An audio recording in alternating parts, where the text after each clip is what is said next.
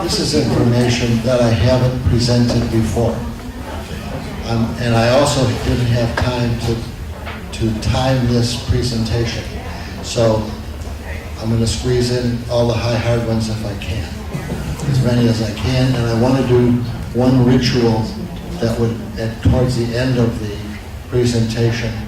And it's a ritual about bringing the energy of Mother Earth into your life to help you and to help you to heal, to help you to rejuvenate, and to help you pretty much lead a better life. There have been 5 huge turning points in our history.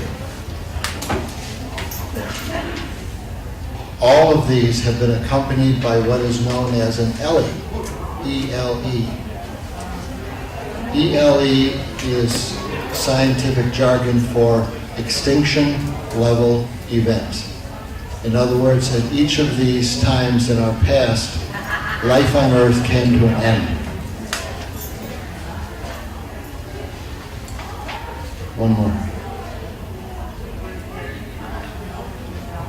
The most famous one is probably the extinction of the dinosaurs, because it wasn't just the dinosaurs that died, it was all life on Earth.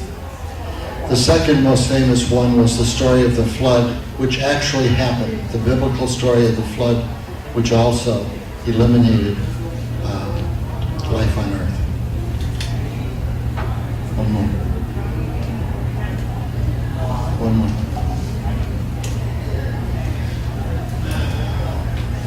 The bad news is we're at the 5th turning point in our world history.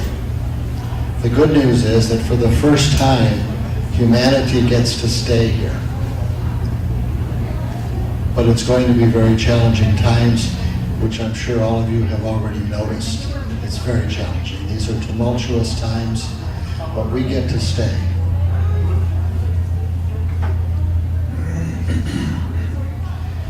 We are experiencing, whether the politicians believe it or not, we are experiencing global climate change. The oceans are rising, especially the Atlantic Ocean. Scientists say that by the end of the century, the water level on the East Coast will be 4 to 6 feet higher, which means New York City and most of the West Coast will be underwater. They expect that by 2048, about half of that rise will have been accomplished, and by 2030, 15 years from now, the sea level will be at 1 foot higher than it is right now. And very little is being done to compensate for that. So we are in a very time of great change. While we have flooding on the East Coast, we have drought on the West Coast. California is experiencing a 10-year drought. They've lost 800 square miles of pine trees to the drought and to a infestation caused by the dryness. So, what can we do about it short of demonstrating? How do we connect with Mother Earth? And that's what the main topic of my talk is today. How do we reconnect? The primary way that most people get messages from their higher self is through dreams. And I teach classes on how to interpret those dreams. The second way is through meditation. And I lead a weekly meditation class. But rituals are very, very important. And we have lost much of our ritualistic past, which I'm going to refresh your memory today. Rituals remind us of who we are. We are not humans having a spiritual experience. We are essentially spiritual beings having a human experience. It's a different perspective. Whether you are a Christian, a Muslim, a Jew, or a pagan, or whatever, ritual has been historically an important part of your life. Rituals also remind us of where we are in our life cycle. And many of those rituals have been altered over time. They're not the original, and I'll get into that in just a minute. But the other important consideration is they remind us that we are part of something greater than ourselves. And we are. Whether we're aware of it or not, we are part of something greater than ourselves. And that's pretty critical to our evolution, to our spiritual evolution. I had a discussion. I'm someone that speaks to guides and has conversations with spirit guides. And I asked them one time, because I was doing some research on cave drawings. And I'm going to get into symbolism a little further on in the talk, but one of the prevalent symbols is the cross. And there are actually crosses in prehistoric caves drawn by prehistoric people. And I asked, why do people at that time choose to paint the walls? What was their motivation? And the guide said it is a primary need of humanity to express itself creatively. At that time, in those prehistoric times, you had dance, you had music, and you had art. There was no written language. So the only way to leave a record, the only way to say, I was here, is to paint the walls of the caves. Unfortunately, they did such a great job that those still exist today. Those are a reminder to us of our past. And if you ever have the opportunity to visit any of those caves in Europe, sit down or just quietly think about what it must have been like to make those drawings. I have a son who is an artist, and one of the things I do is I clip cartoons. And so I clipped this cartoon, which I gave to my son. And it's the cave family, the mother and the daughter, and she's introducing them to her future son-in-law, who is drawing art on the cave walls. And mom and dad say, we really hoped you'd marry a hunter. Well, I'm happy to say that there were artists there, and they left us a legacy.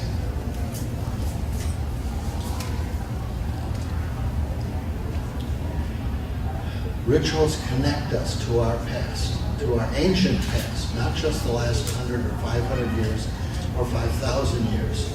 They connect us to our ancient past, and we are all ancient beings. So let's talk about some of the rituals. Many of these are religious related, because for a long time, religion has been the keeper of ritual, but not the only keeper, but a keeper of ritual.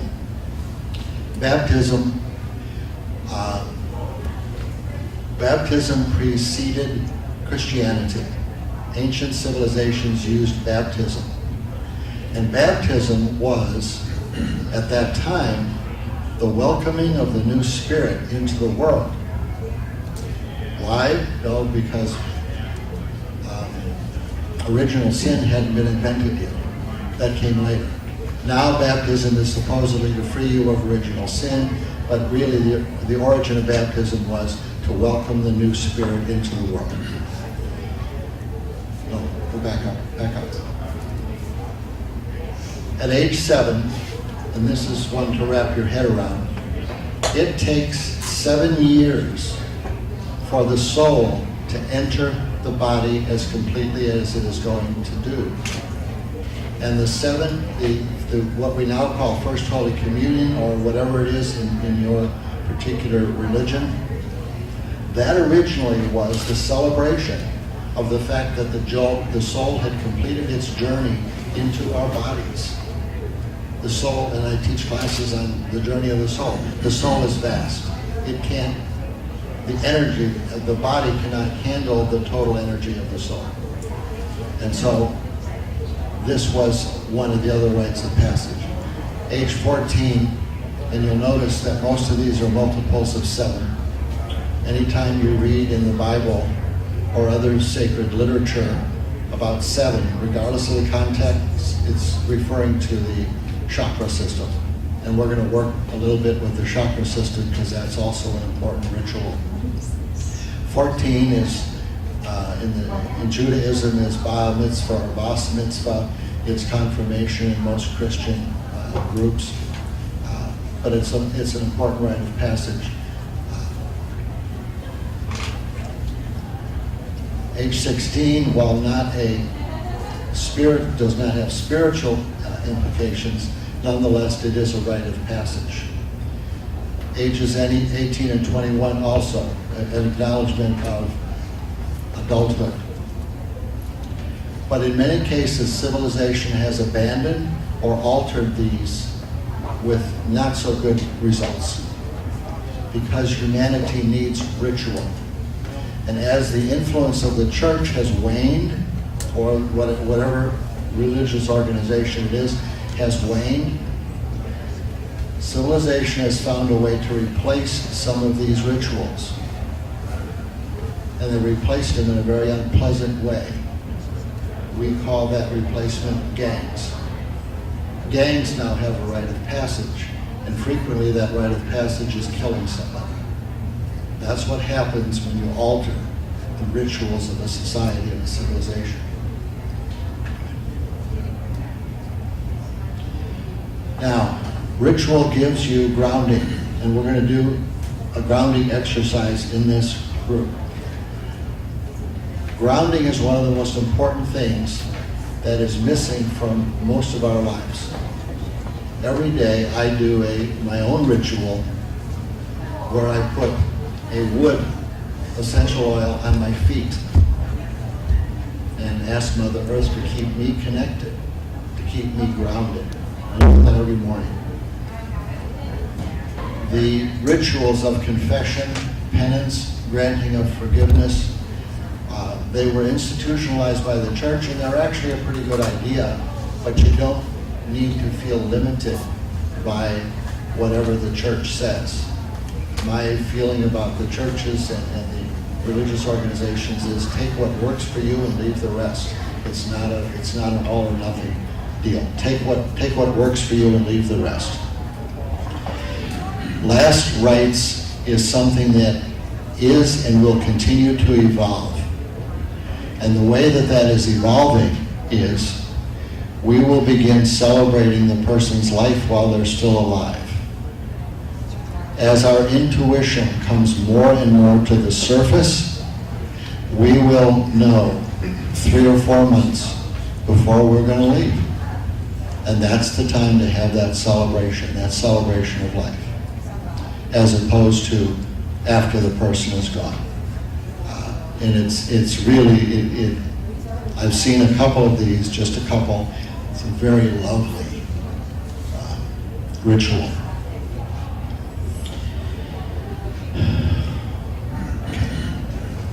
The cross. There's 2 parts to the cross. You have what is called the stipe, the upward. The stipe symbolizes the connection of heaven and earth. They're not separate. They are one. And the patibulum, which is the crossbar, represents the time-space continuum. It represents our connection to the time-space continuum, because in other dimensions, many of the and we live in a multidimensional world, which is probably not a surprise, but we really live in a multidimensional world, and not all those dimensions have time. We invented time. And the beauty of time is it prevents everything from happening at the same time, basically. So we did that just to be able to sort things out. But in other dimensions, they may or may not have time.